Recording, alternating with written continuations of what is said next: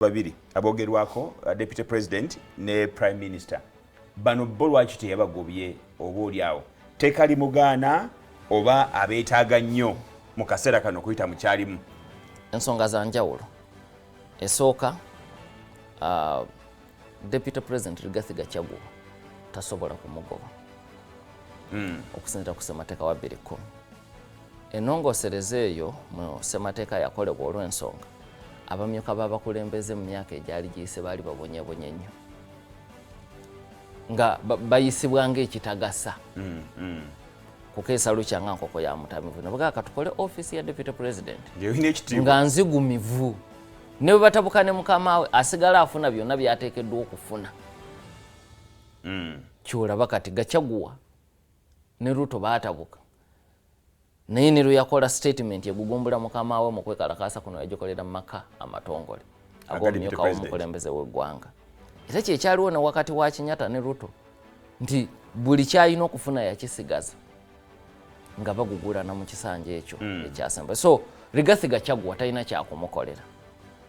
in fact ekiyinza n'okumutaasa mu kaseera kano kunoonya bwaddamu kuzuula mukwano wakati we ne Rigathi Gachagua kubanga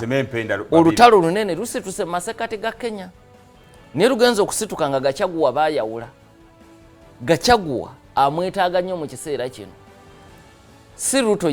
si Gachagua yeetaaga nnyo Ruto yeetaaga Gachagua okumuyambako okumala ekiko ekisanja kino kati alina okumuza kibachola nti bwe baategese omukolo ogw'okuteeka omukono kuteeka epya eri akakiiko k'ebyokulonda Odinga yabaddewo ne ttiimu ye ne Ruto kakati jjukira ebirowoozo ebyakyusizza etteeka ly'ebyokulonda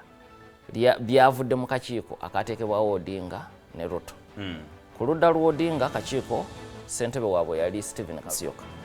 Kimani Ichung'wah anabeera ssentebe ku ludda lwa Ruto kati Kimani Ichung'wah yabadde nga kalabalaba w'omukolo guno bwe yamaze yabadde ayita aboogera bwe yamaze okwogera n'ayita Odinga ayogere namugamba nti bw'omala yita William Ruto mu bufunze Gachagua yadde yabadde ku mukolo babadde bamusiimuddewo ku pulogulaamu nga taliiwo era bw'olaba akatambi no ku mutimbagano kwekali Ruto bwe yazze atyo okwogera kubanga wabaddewo obutuuti bubiri we boogerera aka sayidi ya Odinga n'aka sayidi ya Ruto ekyo si kyekifaananyi ekituufu ekiri ku TV ekyensonga gye njogera wali obudaala bwabadde bubiri ekifo babadde kyanjawulo kakati Ruto olwazze bw'ati ku katuuti abayambi ne badduka okujjawo kali akalala kuba kibadde kiri mu giraasi nti kati oli yagenda okwogera nga Kimani Ichung'wah bw'agambye Ruto n'alaba nga waliwo nagamba nti mugira mulindako kajjawo era ne bakazzaawo